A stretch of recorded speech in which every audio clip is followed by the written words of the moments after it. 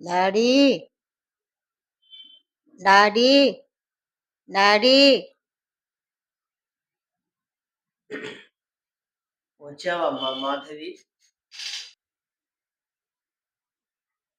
ఏమ్మా మాధవి, నేను విన్నది నిజమేనా? కాలేజీలో గొప్పింటి అబ్బాయిని ప్రేమిస్తున్నావట? చూడమ్మా మాధవి, మనలాంటి మధ్యతరగతి కుటుంబం వాళ్ళు గొప్పింటి అబ్బాయిని ప్రేమించాలి అనుకుంటే, పెళ్లి చేసుకోవాలి అనుకుంటే, మనమే నలుగురిలో నవ్వుల పాలవుతాం.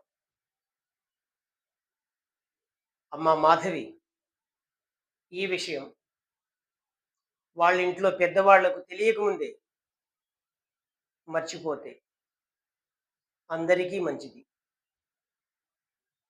లేదంటే ఇక ముందు ఎలాంటి పరిణామాలకు దారితీస్తుందో తెలియదు. నేను చెప్పాలనుకున్నది చెప్పాను. నిర్ణయం నీకే వదిలేస్తున్నాను.